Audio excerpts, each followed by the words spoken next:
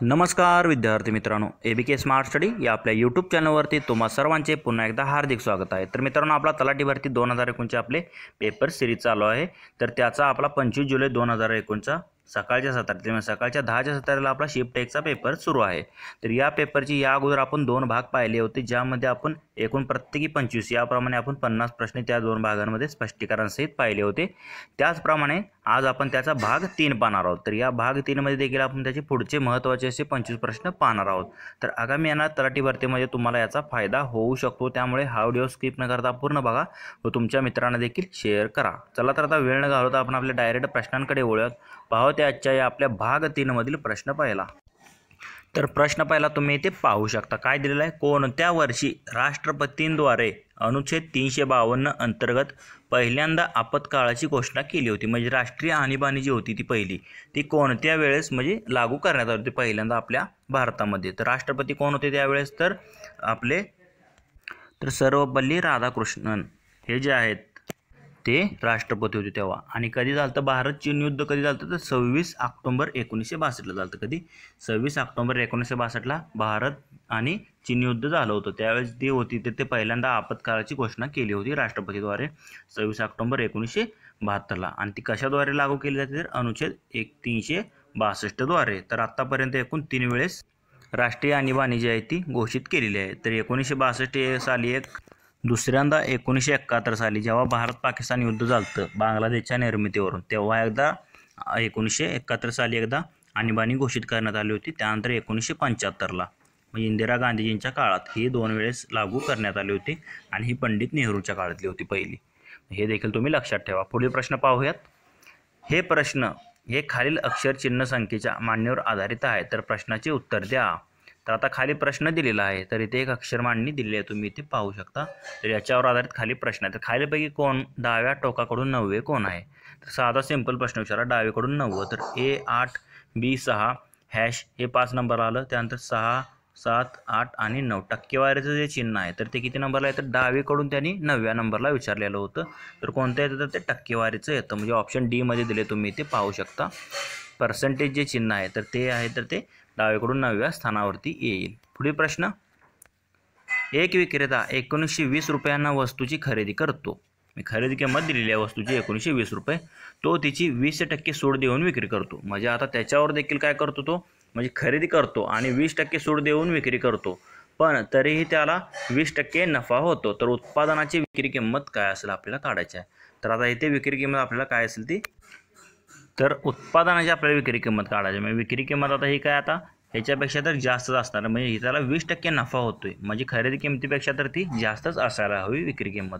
तर आता कसे काढणार तुम्ही, तर इथे काय दिलं आहे, विक्रेता एक वस्तू 1920 रुपयाला खरेदी करतो व शेकडा सूट 20% देतो, तरीही त्याला शेकडा 20% नफा होतो। तर खरेदी किंमत इथे दिली 120 रुपये। तर सूट बरोबर काय असते, खरेदी किंमत गुणले शेकडा सूट भागिले 100। पण इथे खरेदीच्या जागी छापील किंमत असतं, पण छापील किंमत म्हणजे इथे आता त्या खरेदी किंमतीवर सूट दिली आहे त्यांनी, म्हणून इथे खरेदी किंमत येणार। म्हणजे खरेदी किंमत गुणले शेकडा सूट भागिले 100। तर सूट बरोबर काय येईल, तर 1920च्या 20% 20 भागिले 100 म्हणजे 384 रुपये सूट आली। मग आता विक्री किंमत बरोबर काय असतं, सूट अधिक खरेदी किंमत असतं। काय असतं, सूट। म्हणजे आता इथे नफा अधिक आपण काय करतो, नफा अधिक खरेदी किंमत करतो, पण इथे सूट दिलेली आहे त्यांनी, सूट अधिक खरेदी किंमत हे विक्री किंमत येईल। आता विक्री किंमत आता काय ना, खरेदी किंमत आहे 1920 अधिक सूट किती दिली ती 384, मग एवढी जरी दिली तरी त्याची विक्री किंमत किती होणार आहे, 2304 रुपये होणार आहे। म्हणजे आपल्याला त्याला नंतर किती शेवटी 20% देखील नफा होतो हे देखील दिलेलं आहे। डायरेक्ट तुम्ही ॲज अ आन्सर असं काढू शकता, म्हणजे विक्री किंमत बरोबर सूट अधिक खरेदी किंमत हे सूत्र वापरून, म्हणजे 1920 ही खरेदी किंमत आहे आणि 384 रुपये सूट देऊन तरी त्याला 20% नफा झाला, म्हणून 2304 रुपये ही काय असणार आहे, तर ती त्याची विक्री किंमत असेल। म्हणजे आपला आन्सर काय असेल, तर इथे तुम्ही पाहू शकता पर्याय क्रमांक सी मध्ये दिलेला आहे 2304 रुपये असेल, तर त्या उत्पादनाची विक्री किंमत असेल। पुढील प्रश्न, खाली दिलेल्या 4 पत्त्यांपैकी कोणता पत्ता खाली दिलेल्या पत्त्याशी अचूकपणे जुळत नाही। तर आता इथे एक पत्ता दिलेला आहे, याचे असले प्रश्न आपण पाहिलेत, तर वेळ खाण्यासाठी असले प्रश्न दिलेले असतात। तर यासारखा खाली 4 पत्ते आहेत, पण त्यातला एक जो आहे तर तो चुकीचा आहे। तर कोणता चुकीचा आहे तो तुम्हाला इथे आता बघायचा आहे। तर इथे जर तुम्ही पाहत गेला तर ते मस्जिदचं स्पेलिंग काय, MASJID दिले।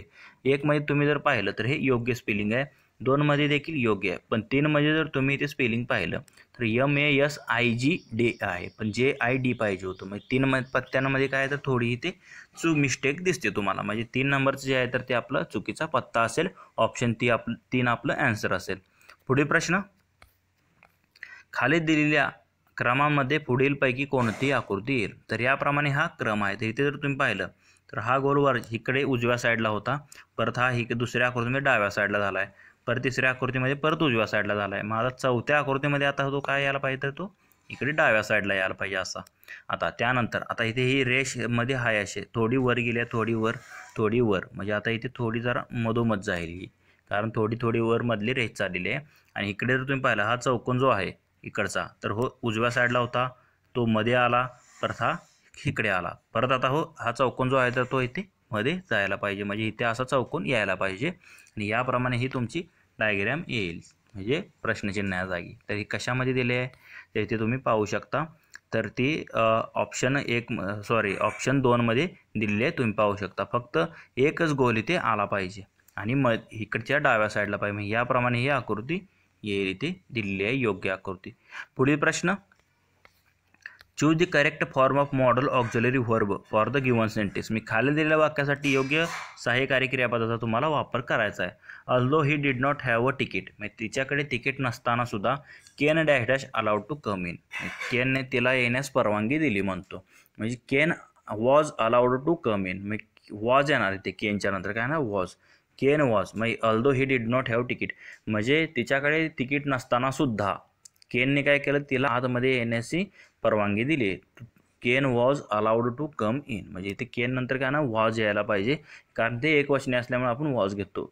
म्हणजे तृतीय पुरुषी एकवचनी असेल तर म्हणजे Ken was allowed to come in, तर अलाउड इथे दिले म्हणून इथे वॉज येणार. Ken was allowed to come in. Might, can be, could be येणार नाही, ते वॉज साधं हे जे आहे तर ते मॉडल ऑक्झिलरी. म्हणजे although he did not have a ticket Ken was allowed to come in, म्हणजे तिकीट नसताना सुद्धा तिला अलाव करण्यात आलं होतं. पुढील प्रश्न, जॉन डिक्स कॅनडा गार्डनर ग्लोबल हेल्थ पुरस्कार 2019 कोणत्या भारतीय मनोचिकित्साने जिंकला आहे? म्हणजे जॉन डिक्स कॅनडा गार्डनर ग्लोबल हेल्थ पुरस्कार जो होता 2019चा, तो जे मनोचिकित्सक आहे तर ते कोणते? आपल्या भारताचे विक्रम पटेल जे आहेत, तर त्या विक्रम पटेल यांना तो पुरस्कार देण्यात आलेला होता. मनोचिकित्सकाने जिंकला होता, जे की एक मनोचिकित्सक आहेत विक्रम पटेल. ऑप्शन ए जे आहे ते आपलं आन्सर असणार आहे. त्यावेळेचा हा करंट अफेअरचा प्रश्न होता. पुढील प्रश्न काय आहे, एका वाहनाच्या अंतरवेळेचा आलेख म्हणजे सरळ वर जाणारी रेषा. यावरून असे लक्षात येते की वाहन म्हणजे कसं आहे. आता इथे काय कशाचा ग्राफ दिलेला आहे? अंतर आणि वेळेचा. तर इथे जर तुम्ही काढा डिस्टन्स आणि टाईम, त्याला अंतर आणि वेळ म्हणतो. त्याचा ग्राफ कसा हा कॉन्स्टंट दिलेला आहे. म्हणजे त्याला आपण काय म्हणतो, स्थिर वेगाने गतिमान आहे म्हणतो, म्हणजे कॉन्स्टंट आहे म्हणतो. स्पीड आणि टाईम म्हणजे अंतर वेळेचा आलेख म्हणजे सरळ वर जाणारी रेषा आहे. यावरून असे लक्षात येते की स्थिर वेगाने गतिमान आहे. तर ऑप्शन 2मध्ये दिलेलं आहे, म्हणजे स्थिर वेगाने ती काय वाहन जे आहे तर ते गतिमान आहे असं आपण म्हणतो. पुढील प्रश्न, जोड शब्द नसलेला शब्द निवडा. तर आता इथे आदिमानव, काना कोपरा, गोडधोड, जाडा भरडा. इथे जर तुम्ही पाहिलं तर काना कोपरा वेगळे शब्द आहेत, गोड वेगळा आहे, धोड वेगळा आहे, जाडा भरडा हे 2 वेगवेगळे शब्द आहेत. पण जोड शब्द कोणता? नसलेला काय? आदिमानव. आदिमानव हा एकच शब्द आहे, लक्षात ठेवा आदिमानव. ऑप्शन ए जे आहे ते आपलं आन्सर असेल. जोड शब्द नसलेला तो शब्द असेल. पुढील प्रश्न, choose the most suitable determiner for the given sentence. मी खाली दिलेल्या वाक्यासाठी योग्य डिटर्मिनरचा तुम्हाला वापर करायचा आहे. तर वाक्य काय दिले आहे? Shakespeare said that some achieve greatness while dash dash have it thrust upon them. म्हणजे सम अचीव ग्रेटनेस म्हणतो आणि while some have it thrust upon them म्हणतो. मग इथे दोन्ही ठिकाणी समच येणार आहे. म्हणजे काही जे असतात, म्हणजे शेक्सपियरने असे म्हटले आहे की काहींना मोठेपणा प्राप्त होतो तर काहींनी त्याच्यावर जोर दिला आहे असं त्याचं म्हणणं आहे. म्हणजे इथे देखील सम येणार, काय ना सम येणार, म्हणजे काहींनी त्यावर जोर दिला आहे असं आपण म्हणतो. पुढील प्रश्न, राजचे 8 वर्षापूर्वी लग्न झाले. त्याचे वर्तमान वय हे त्याच्या लग्नाच्या वेळच्या वयाच्या 6/5 पट आहे. राजच्या लग्नाच्या वेळी त्याची बहीण त्याच्यापेक्षा 10 वर्षे लहान होती. तर राजच्या बहिणीचे वय, आजचं वय काय आहे ते आपल्याला काढायचं आहे. मी लग्नाच्या वेळेस बहीण काय होती? 10 वर्षांनी लहान होते. म्हणजे 10 वर्षे ही बहीण त्याच्यापेक्षा लहानच असणार आहे.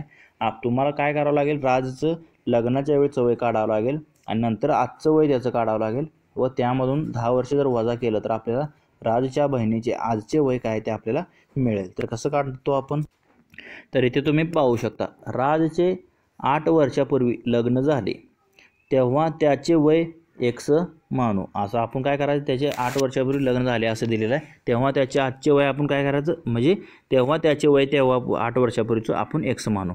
त्याचं आजचं वय काय होणार आहे, एक्स अधिक 8 वर्षे होणार आहे राजचं. मग परत आता राजचे वय लग्नाच्या वेळेच्या वयाच्या 6.5 पट होते. म्हणजे आजचे वय त्याचं काय, लग्नाच्या वेळेच्या वयाच्या 6.5 पट होते. मग आजचं वय किती आहे, तर एक्स अधिक 8 आहे त्याचं वय आणि लग्नाच्या वेळचं वय किती होतं, एक्स होतं. मग त्याच्या 6.5 पट, मग हे आपल्याला समीकरण मिळतं. म्हणजे 6x/5 हे त्याचं लग्नाच्या वेळच्या वयाच्या 6.5 पट होतं असं आपण म्हणू शकतो. म्हणजे हे काय होणार, तर हे 5 तिकडे एक्स अधिक 8ला गुणाकारात जाईल. म्हणजे 5x अधिक 5 40 होईल आणि हे 6xला 6x राहील. आता x एका साईडला घेतो आपण, म्हणजे 6x वजा 5x बरोबर हे 8 किती, हे 40ला 40 जरा राहिलं आणि हे 6x मधून हे 5x वजा होईल, 40ला 40 तिकडेच राहील. म्हणजे 6 मधून 5 गेले राहिले किती, x. मग x बरोबर किती आलं, 40 आलं. तर x हे काय आहे, तर राजचे लग्नावेळेचे वय होतं आपण इथे मांडले बघा. म्हणजे लग्नावेळेचे वय आपण काय मांडले, तर 40 मानलेलं. मग राजचं आजचं वय काय असणार आहे, 40 अधिक 8 किती, 48. मग आजचं वय राजचं आपल्याला मिळालं. म्हणजे बहिणीचे वय काय असणार, राजपेक्षा ती 10 वर्षे कमी होते. म्हणजे 48 मधून जर 10 वजा केलं तर आपल्याला काय मिळणार आहे, बहिणीचं आजचं वय मिळणार आहे. राजपेक्षा 10 वर्ष लहान, म्हणजे 38 वर्ष हे त्याच्या बहिणीचं वय असेल. म्हणजे आपला आन्सर काय असेल, तर इथे पर्याय क्रमांक 3 मध्ये दिलेला आहे. तर राजच्या बहिणीचे आजचे वय किती असणार, तर ते 38 वर्ष असेल. पुढील प्रश्न, डिसेंबर 2018 मध्ये महाराष्ट्राच्या मुख्यमंत्र्यांद्वारे सुरू केलेल्या आंतरराष्ट्रीय शाळांना खालीलपैकी कोणाचे नाव देण्यात आले होते. तर कोणाचे नाव, तर आपले जे म्हणजे भाजपचे जे पंतप्रधान होते, माजी पंतप्रधान अटल बिहारी वाजपेयी यांच्या नावाने हे म्हणजे ते सुरू करण्यात आले होते आंतरराष्ट्रीय शाळांना. म्हणजे डिसेंबर 2018 मध्ये महाराष्ट्र मुख्यमंत्री जे होते देवेंद्र फडणवीस, तर त्यांच्याद्वारे सुरू केलेल्या आंतरराष्ट्रीय शाळांना अटल बिहारी वाजपेयी यांचे नाव देण्यात आले होते. म्हणजे ऑप्शन बी जे आहे ते आपलं ॲन्सर असेल. तसंच मित्रांनो, तुम्हाला जर याची PDF हवी असेल तर आपले टेलिग्राम चॅनलसुद्धा आहे, त्याची लिंक जी आहे आपण डिस्क्रिप्शनमध्ये दिलेली आहे, तिथे तुम्ही टेलिग्राम चॅनल जॉईन करून याची PDF मिळवू शकता. तर इथे काय दिलं आहे, पुढील प्रश्न, राष्ट्रीय जलमार्ग क्रमांक 85 महाराष्ट्रातील टिंबटिंब नदीवर स्थित आहे. तर महाराष्ट्रातील जी कुंडलिका नदी आहे तर त्याच्यावर राष्ट्रीय जलमार्ग आहे. तर तो कोणता, रस्ते मार्ग नाही तर जलमार्ग म्हटले. तर जलमार्ग क्रमांक 85 जो आहे तर तो महाराष्ट्रातील कुंडलिका या नदीवर स्थित आहे. लक्षात ठेवा, जलमार्ग क्रमांक 85 तो महाराष्ट्रातील कुंडलिका नदीवर स्थित आहे, हे लक्षात ठेवा. ऑप्शन बी जे आहे ते आपलं ॲन्सर असेल. पुढील प्रश्न, choose the appropriate conjunction for the given sentence. मी खाली दिलेल्या वाक्यासाठी तुम्हाला योग्य कंजक्शन म्हणजे उभ्या नवी अव्ययाचा वापर करायचा आहे. Shall we watch TV dash dash go for a walk. म्हणजे काय म्हणतो, shall we watch a TV, म्हणजे आपण TV तर पाहूया नाहीतर खेळायला तर जाऊया. तर म्हणजे काय म्हणतो, ऑर किंवा खेळायला तर जाऊया म्हणतो आपण. म्हणजे शॅल वी वॉच TV और गो फॉर वॉक, म्हणजे दोन्हीपैकी एक आपण काहीतरी करूया असा तिथं प्रश्न विचारलेला आहे. शॅल वी वॉच TV और गो फॉर अ वॉक, म्हणजे ऑरने जे आहे तर हे आपण वाक्य जोडणार. म्हणजे इथे विकल्प दिलेला आहे, आपण एक तर TV तर पाहूया नाहीतर आपण वॉकिंगला तर जाऊया असा इथे विकल्प आहे. म्हणजे म्हणून तिथे आपण ऑर वापरणार. पुढील प्रश्न, रिकाम्या जागी योग्य शब्द निवडा. तर बोलणारा उद्देशाविषयी जे बोलतो त्याला टिंबटिंब असे म्हणतात. म्हणजे उद्देशाविषयी जो बोलतो त्याला आपण काय म्हणतो, तर त्याला आपण काय म्हणतो, उद्देश विस्तार म्हणतो. म्हणजे बोलणारा उद्देशाविषयी जे बोलतो त्याला आपण उद्देश विस्तार म्हणतो. म्हणजे ऑप्शन डी मध्ये दिलेलं आहे, तुम्ही इथे पाहू शकता. आणि विधेयाविषयी जे बोलले जाते तर त्याला आपण विधेय विस्तार म्हणतो, हे देखील लक्षात ठेवा. आणि उद्देशाविषयी जे बोलले जाते त्याला उद्देश विस्तार म्हणतो. पुढील प्रश्न, तर तुम्ही इथे पाहू शकता गणितावरती आधारित हा प्रश्न आहे. काय दिले, जर 120 किलोमीटर अंतर रेल्वेने आणि उर्वरित अंतर कारने कापले तर 600 किलोमीटर प्रवासासाठी 8 तास लागतात. ट्रेनने 200 किलोमीटर आणि उर्वरित अंतर कारने कापल्यास आणखी 20 मिनिटे लागतात. तर त्या ट्रेनच्या वेगाचा कारच्या वेगाचे असलेले गुणोत्तर काय काढायचं आपल्याला. म्हणजे आता इथे काय दिले, एकूण अंतर 600 किलोमीटर दिले तुम्हाला.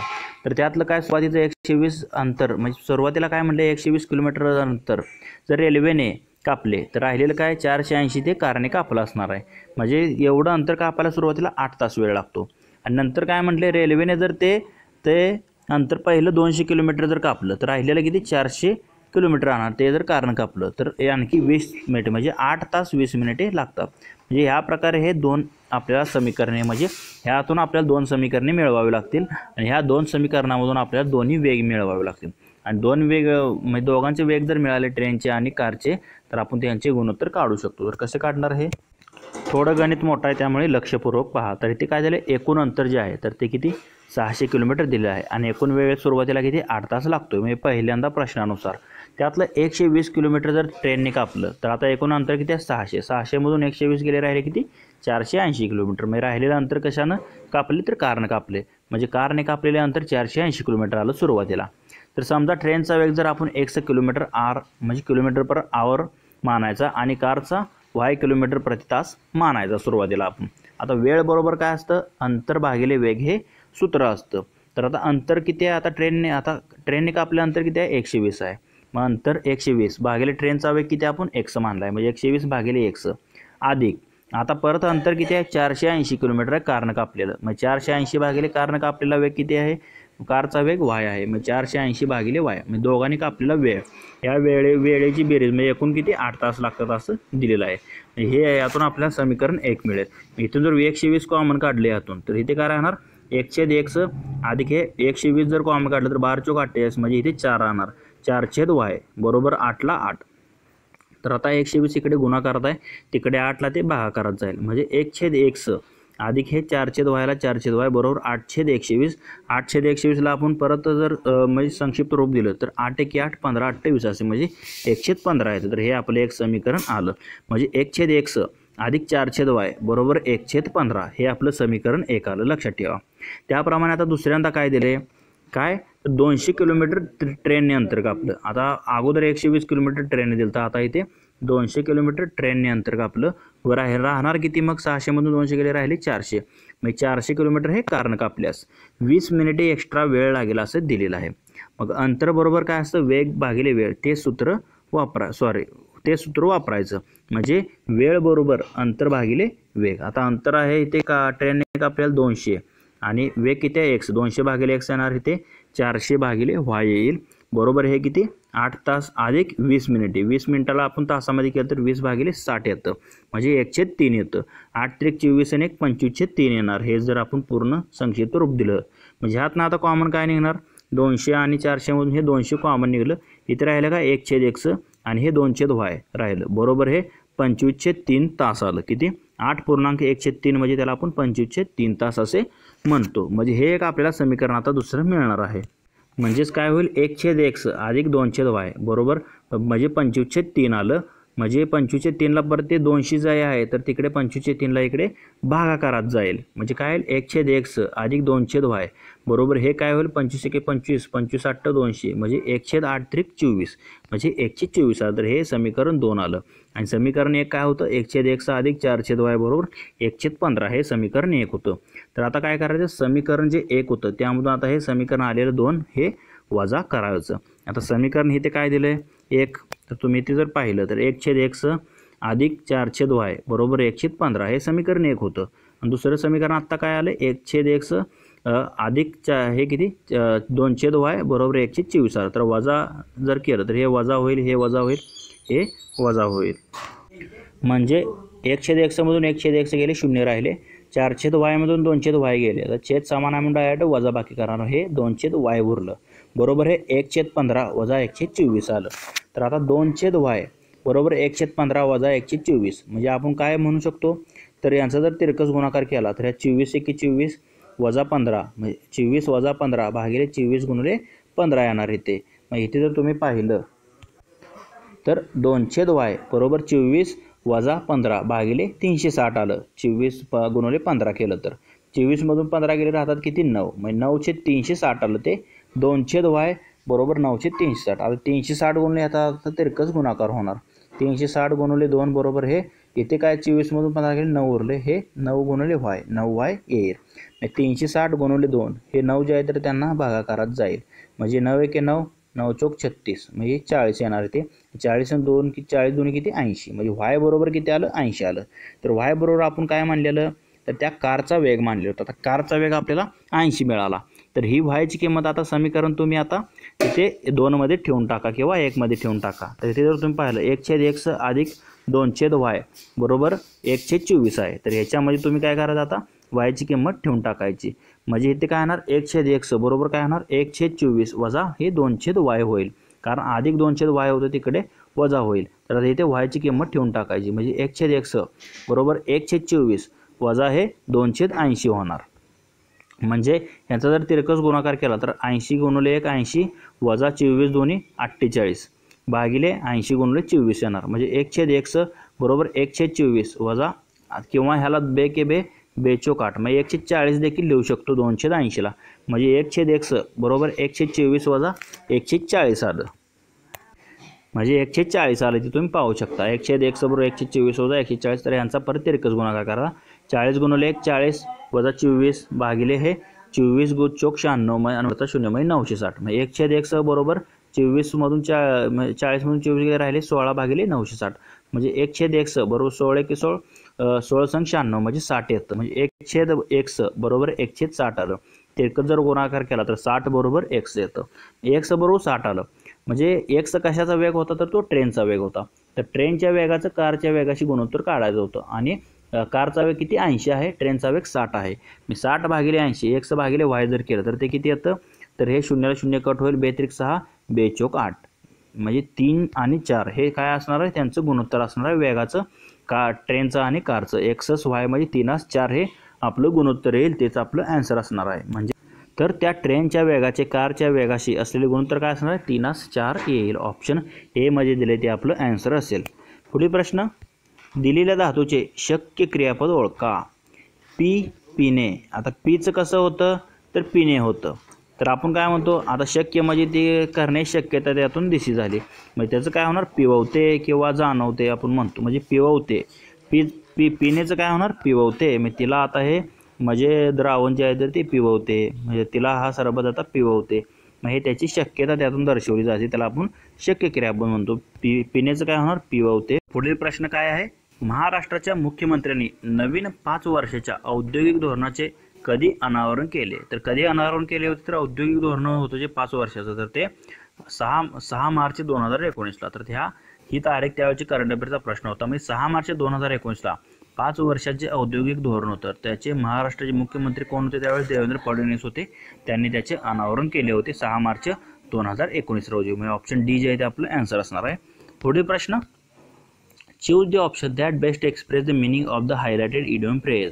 तर इडियम फ्रेज म्हणजे वाक्यप्रचारावरती हा प्रश्न आहे.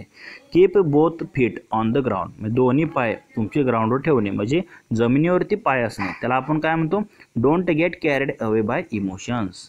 म्हणजे भावनेमध्ये वाहून न जाता तुम्ही तुमचे काम करा. म्हणजे जमिनीवर पाय ठेवून काम करा म्हणतो. Don't get carried away by emotions म्हणजे इमोशन्समध्ये वाहून न जाता काम करणे. मग त्याला आपण काय म्हणतो keep both feet on the ground म्हणतो.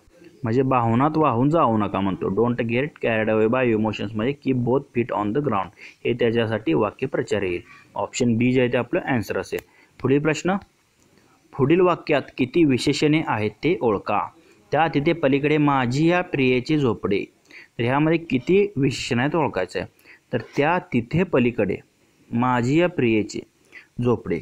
तर आता इथे काय आहे काय झोपडे आता कोणाचं आहे तर माझी या प्रियेची. प्रियेची काय आहे माझी या आणि कुठं आहे तर ते तिथे आहे. तिथे आणि माझी या यामध्ये काय दिले तर हे इथे जर तुम्ही पाहिलं तर एकूण 2 यामध्ये विशेषणांचा वापर केलेला दिसतोय तुम्हाला. वाक्य जर वाचलं तुम्ही त्या तिथे पलीकडे माझी या प्रियेचे झोपडे यामध्ये एकूण किती 2 विशेषणांचा वापर केलेला आहे.